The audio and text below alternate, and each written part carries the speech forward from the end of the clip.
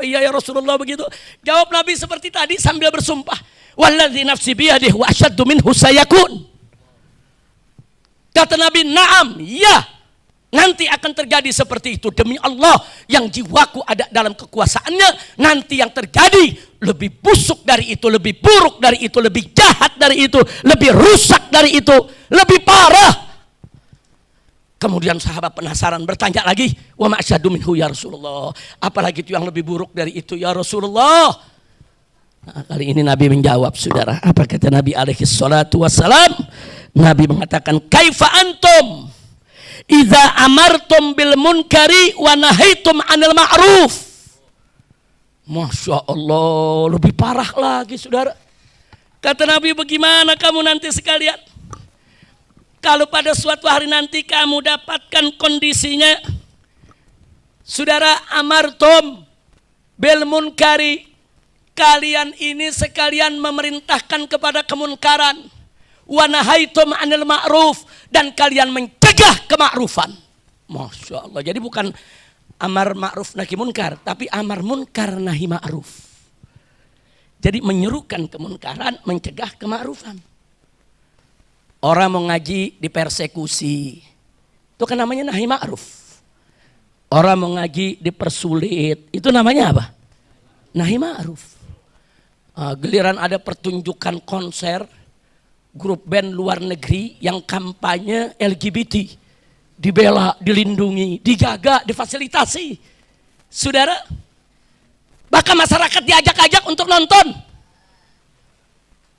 Ada apa ini, saudara? Ya, kondisi seperti ini pernah dikabarkan oleh Nabi alaihi salatu wassalam 15 abad yang lalu. Nabi udah kasih kabar. Nah, ternyata saya tanya sekarang, pengajian reperkusi ada gak? Pengajian yang dilarang-larang ada gak? Habib, kiai, ustadz yang gak boleh ceramah dilarang, dimusuhi, diikutin, ada tidak? Nah sekarang konser-konser musik maksiat dibiarkan, dilindungi, ada tidak?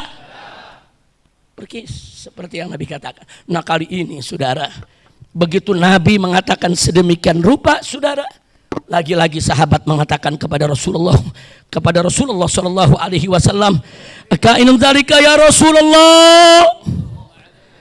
Apa iya yang demikian itu akan terjadi ya Rasulullah? Pilu para sahabat, sedih, kaget, prihatin kalau umat akan datang seperti itu. Makanya mereka bertanya lagi dalam kekagetannya. Kemudian apa kata Nabi? Naam. Nabi menjawab seperti tadi. Ya, walladzi nafsi biyadihi wa asyaddu minhu sayakun. Demi Allah, nanti yang terjadi bisa lebih parah dari itu. Kali ini sebelum sahabat bertanya lagi, Nabi tutup dengan kalimat pamungkas, saudara. Apa kata Nabi setelah itu? Beliau mengatakan, yaqulullahu ta'ala, bahwasanya Allah berfirman, kata Nabi dalam hadis qudsi. Apa kata Allah? Bi haliftu la utihanna lahum fitnatan yasirul halimu fiha hayran. Kata Allah, bi haliftu, dengan zatku, kemuliaanku, keagunganku, kesucianku, aku bersumpah, kata Allah.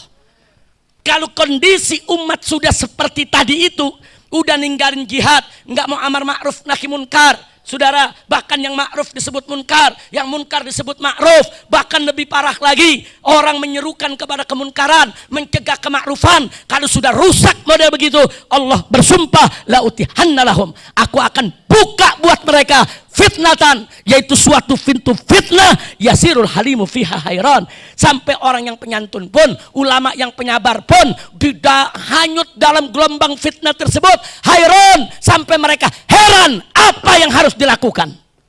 Subhanallah, ulama yang udah sabar juga udah bingung, nih mau ngapain lagi, saudara, ini mau diapain lagi, ini kondisi begini nih mau diapain, sampai ulama akan pada bingung, saudara. Jadi Nabi mengatakan, Allah bersumpah, kalau sudah begitu aku bersumpah, aku akan buka satu pintu fitnah, yang mana jangankan orang awam, ulama pun akan kebingungan dalam gelombang fitnah tersebut, saudara. Nah inilah zamannya, kita lihat depan mata kita saat ini. Saya mau tanya semua yang ada di sini sekarang ini, banyak hal yang membingungkan umat tidak? Banyak tidak? Jangankan umat, kiai banyak yang bingung, habib banyak yang bingung. Ini bagaimana ngurusin umat? Ini umat udah capek-capek dididik, umat capek-capek dibina, tapi tiba-tiba dirusak dengan ini, dirusak dengan itu. Ini umat udah capek-capek dijaga, Tiba-tiba pemerintah mengambil satu kebijakan, bikin undang-undang yang bertentangan dengan syariat, saudara. Ulama teriak-teriak minuman keras haram, minuman keras haram. Tiba-tiba ada undang-undang yang membolehkan minuman keras dijual bebas. Ulama teriak-teriak mengajar jangan berzina, jangan berzina, jangan berzina. Tiba-tiba lokalisasi pelacuran diresmikan oleh pemerintah, saudara. Jadi ini ulama, ini umat mau dibawa kemana? Saudara, ini umat mau dibawa kemana? Udah banyak umat yang bingung. Bahkan ulama ikut menjadi bingung, saudara. Perkis seperti yang dikabarkan oleh Nabi kita Muhammad Sallallahu Alaihi Wasallam. Sadaqan Nabi, sadaqan Nabi, sadaqan Nabi. Betul lah apa yang dikabarkan oleh Nabi, saudara. Sebagaimana Allah firmankan dalam Al-Quran, "Ma la yantiqu anil hawa in huwa illa wahyu yuha." Nabi itu tidak mengucapkan suatu ucapan, saudara, dari hawa nafsunya, tapi apa yang beliau sampaikan kepada kita merupakan wahyu yang diwahyukan oleh Allah kepadanya. Nah baiklah, kalau kita sudah dengar begitu muncul pertanyaan. Kalau Nabi udah kasih kabar begini, sekarang kan Nabi yang nanya ini, kaifa antum? Nah sekarang pertanyaan ini kita lempar buat kita nih semua, kaifa antum? Ayo ya umat, kaifa antum? Bagaimana kamu sekalian? Mau diapain ini? Ini negeri kita mau diapain nih sekarang? Ini kita punya daerah nih mau diapain? Ini kita punya dunia nih sekarang mau diapain ini? Mau diapain? Kaifa antum? Nabi yang tanya, kaifa antum? Bagaimana kamu? Apa yang mau kamu lakukan untuk ini semua? Apakah kamu mau diam menonton? Biarkan itu kerusakan makin merajalela agar besok generasi-generasi penerus kita, anak-anak kita semakin rusak? Atau kita harus berbuat sesuatu mencegah itu semua? Atau kita harus tegak berdiri untuk melawan yaitu segala kemunkaran, kemaksiatan dan kezaliman?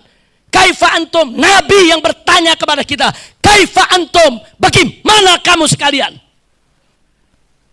Dan pertanyaan ini nanti harus kita jawab di hadapan Nabi alaihi salatu wassalam. Nanti begitu kita meninggal dunia, kita kumpul saudara di padang mahsyar sana, saudara, kita harus siap-siap untuk menjawab ini. Apa jawaban kita? Ya Rasulullah, dulu ketika umat rusak ya Rasulullah, aku ikut rusak ya Rasulullah. Apa begitu jawaban kita? Ya Rasulullah, dulu begitu umat rusak ya Rasulullah, ya aku hanya nonton saja ya Rasulullah. Itu urusan dia, urusan aku ya Rasulullah. Apa begitu nanti jawaban kita?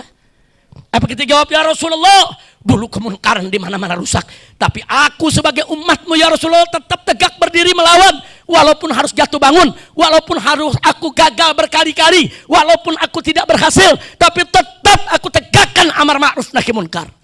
Apa begitu yang akan kita jawab kepada Nabi alaihi salatu wassalam? Kembali kepada diri Anda masing-masing, saudara. Saya hanya bisa pada saat ini mengajak, yuk kita kompak. Kalau betul Anda ingin menjawab untuk melawan kezaliman, jangan sendiri-sendiri. Kita kompak dong, rame-rame dong. Lawan kezaliman, hapuskan itu LGBT, saudara. Jangan biarkan. Ini negara mayoritas muslim, tapi grup musik, saudara, diundang mau konser di GBK Senayan, saudara, yang akan dihadiri ratusan ribu, saudara. Sementara grup musik ini adalah yang selalu mengkampanyekan LGBT di seluruh dunia. Ini bukan Amerika, ini bukan negeri Belanda, ini bukan Swedia, ini bukan negara Barat yang membiarkan LGBT.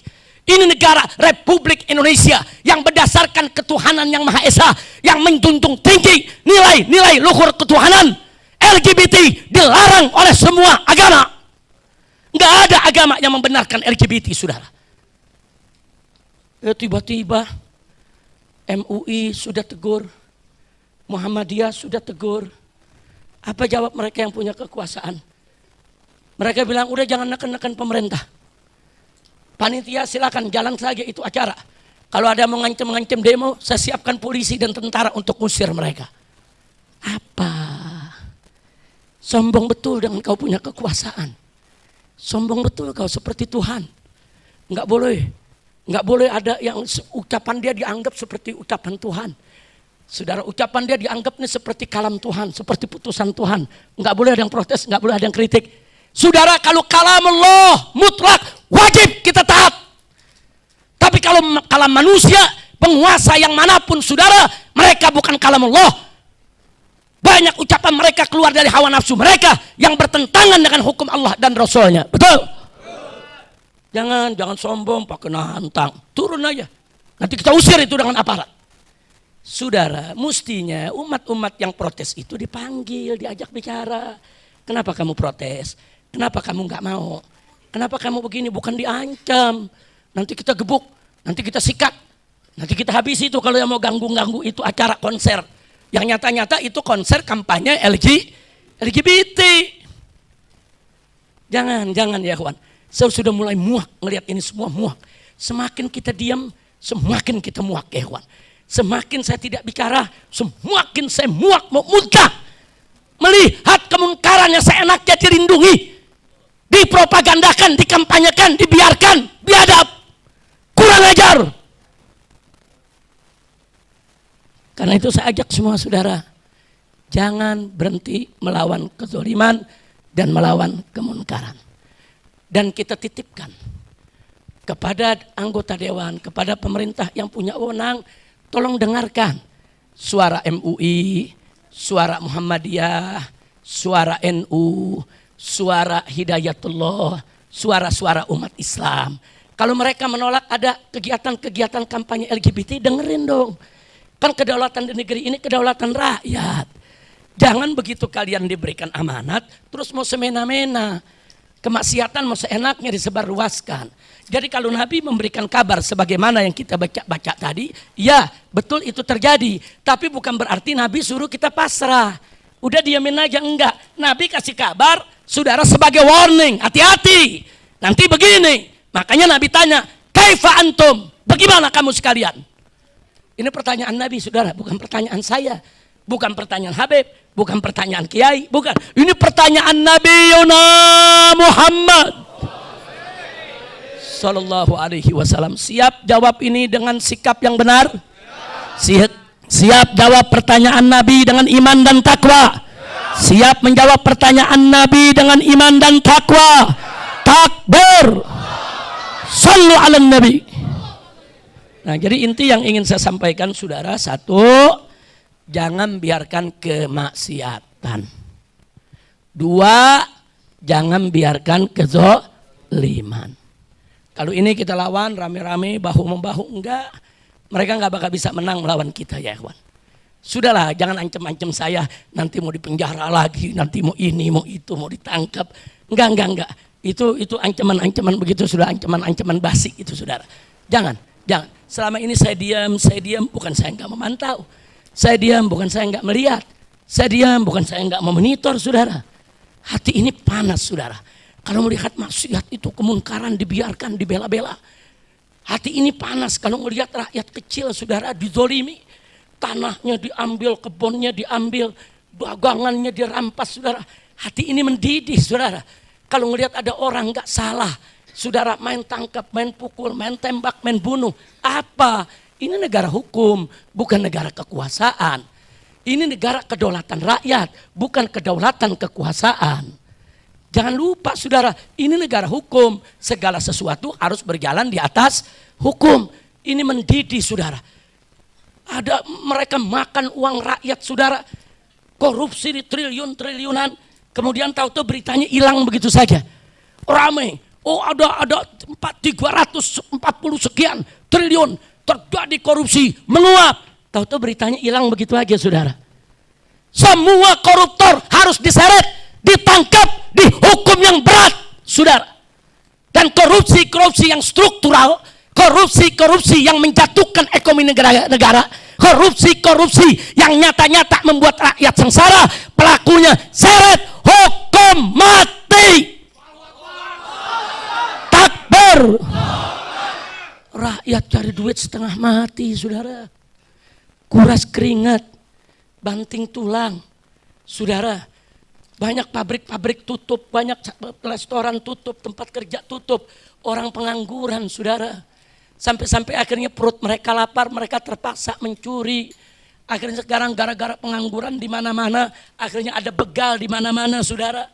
Apa ini negeri? Kalau di tengah kota Jakarta di siang hari bisa ada begal, keamanan negeri kita kemana? Saudara, di siang hari bisa ada begal, korbannya ibu-ibu, korbannya anak-anak, korbannya bapak-bapak yang sedang mencari nafkah yang halal saudara. Kita sudah gaji para petugas, kita berikan mereka seragam, kita berikan mereka senjata, jaga keamanan negeri. Ini apa? Ini negara mau dibawa kemana? Nah, jadi saya minta sekali lagi, saya tidak memprovokasi Anda untuk melakukan hal-hal yang negatif, enggak.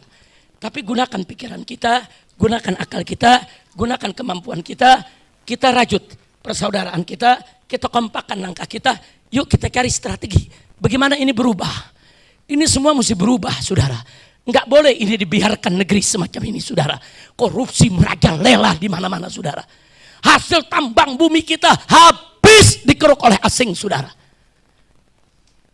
Bahkan sampai para ahli ekonomi mengatakan, saudara, kalau nggak ada korupsi di Indonesia, nggak ada itu kekayaan alam Indonesia dikeruk oleh asing,